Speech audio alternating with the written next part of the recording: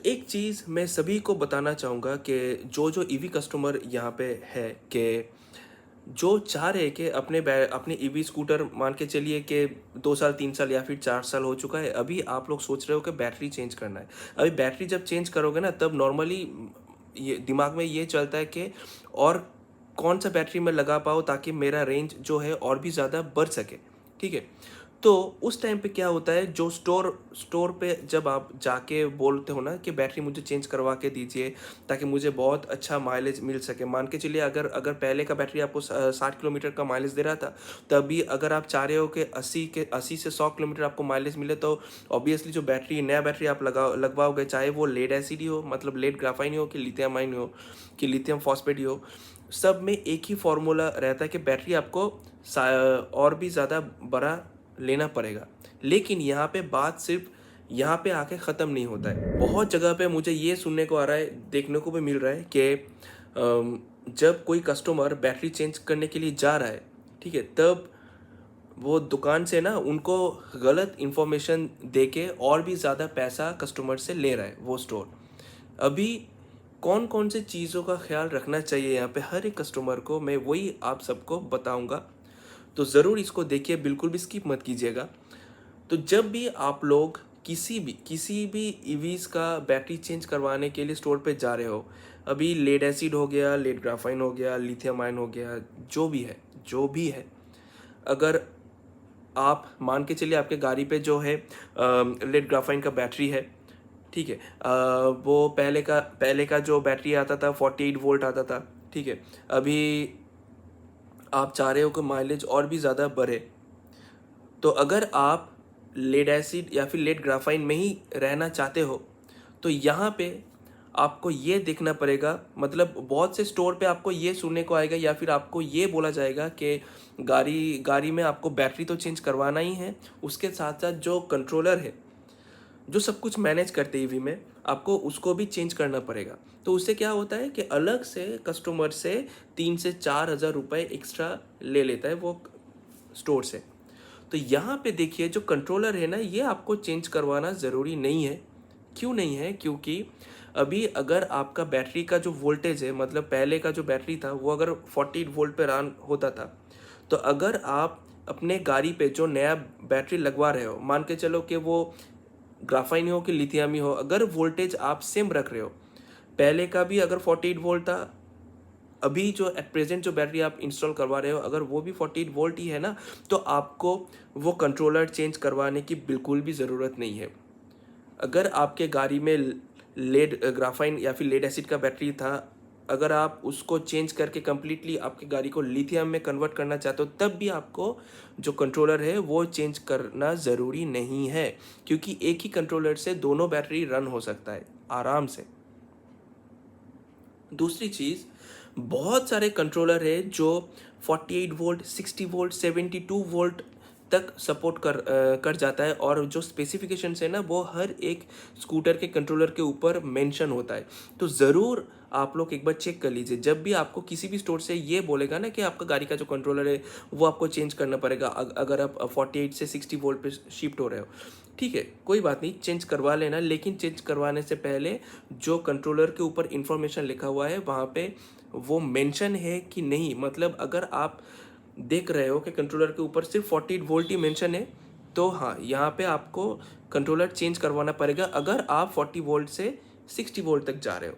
लेकिन अगर वहाँ पे 48 60 लिखा हुआ है ना, तो आप बेफिक्र होकर उसी कंट्रोलर के ऊपर आप 60 वोल्ट तक बैटरी लगवा सकते हो, कोई प्रॉब्लम नहीं आएगा। प्लस अगर 48, 60 प्लस 72 वोल्ट लिखा हुआ है कंट्रोलर के ऊपर, तो आप आराम से 48 वोल्ट, 60 वोल्ट या फिर 72 वोल्ट का किसी भी बैटरी आप लगाओ, कोई भी प्रॉब्लम नहीं आएगा यहाँ पे। तो और एक चीज़, माइलेज जो है ना, ये माइलेज बढ़ाने के लिए मैंडेटरी नहीं है कि आपको 48 वोल्ट को भी चेंज करके, मतलब वोल्टेज को चेंज करके हायर वोल्ट पे जाना पड़ेगा, ये मैंडेटरी नहीं है।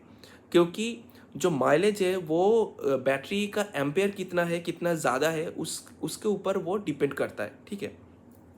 तो अगर आपका पहले का बैटरी 48 वोल्ट, 28, 22 या फिर 25 एम्पेयर था, तो अगर आप वहाँ पे सिर्फ और सिर्फ एम्पेयर को बढ़ाते हो, मान लीजिए अभी जो बैटरी है वो आप 48 वोल्ट 30 एम्पियर या फिर 32 एम्पियर का बैटरी लगवाते हो, तो आपका जो माइलेज है स्कूटर का आराम से बढ़ जाएगा, आराम से बढ़ जाएगा। बस एक चीज़ देख लेना कि जितना एम्पियर आप बढ़ाओगे ना, बैटरी का साइज़ भी उतना बढ़ेगा। तो मेक श्योर कर लेना जो चेम्बर है अपने गाड़ी का, बैटरी का जो चेम्बर है वहाँ पे वो बैटरी फिट होता है कि नहीं होता है। अगर फिट हो रहा है, अगर आप चाहते हो 80 से 100 किलोमीटर का माइलेज, तो आप मैक्सिमम 30 से लेकर 34 एज तक बैटरी डलवा लो, आराम से आपका बैटरी का माइलेज 80 टू 100 किलोमीटर निकल के आ जाएगा।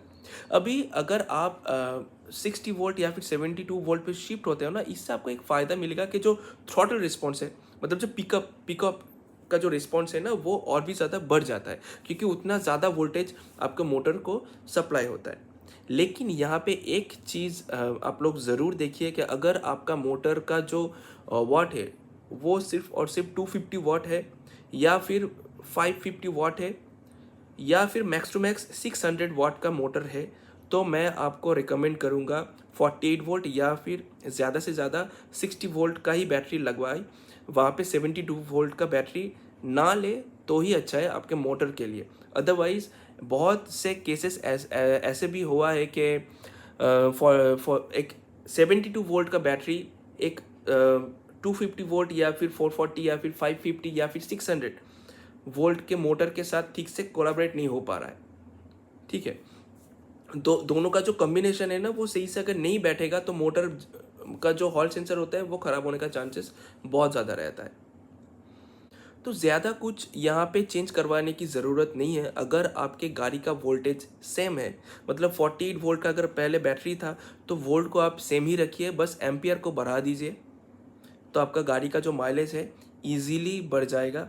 और ज़रूर आप एक बार कंट्रोलर का जो स्पेसिफिकेशन है ज़रूर उसको आप चेक कर लीजिए, या फिर जब आप नए स्कूटर ले रहे हो या फिर नया कंट्रोलर ले रहे हो ना, मैं बोलूँगा कंट्रोलर के ऊपर का जो इन्फॉर्मेशन होता है उसका एक तस्वीर ले लीजिए, क्योंकि डे बाय डे जितना पुराना होता जाएगा ना, जो स्पेसिफिकेशंस लिखा हुआ है वो भी धीरे धीरे घटता जाएगा। ठीक है, तो फर्स्ट आप देखिए कि आपको ज़रूरी है क्या वोल्टेज चेंज करने की या फिर हायर वोल्टेज पे जाने की। मेरे हिसाब से ज़रूरी नहीं है। अगर वो 48 वोल्ट है तो उसी पे रहने दीजिए, 60 वोल्ट है तो उसी पे रहने दीजिए, बस एम्पियर को बढ़ा लीजिए। उससे क्या होगा, आपका जो मोटा मोटा जो खर्चा होने वाला था वो नहीं होगा। कंट्रोलर का स्पेसिफिकेशंस आप अच्छे से देख लीजिए कि वो सिर्फ 48 वोल्ट ही सपोर्ट करता है या फिर 60 वोल्ट या फिर 72 वोल्ट सपोर्ट करता है, तो तब भी आपको कंट्रोलर चेंज करवाने की बिल्कुल भी ज़रूरत नहीं है। ठीक है, तो ये जो चीज़ें मैंने आपसे शेयर किया, बस इन चीज़ों का ध्यान रखें, तो आपका जो मोटा मोटा जो खर्चा होने वाला था स्टोर से वो नहीं हो पाएगा। अगर कुछ भी इंफॉर्मेशन आप लोगों को लग रहा है कि छूट रहा है, तो आप मुझे कमेंट सेक्शन में ज़रूर बताएं, मैं उसका ज़रूर रिप्लाई करूँगा। Thank you.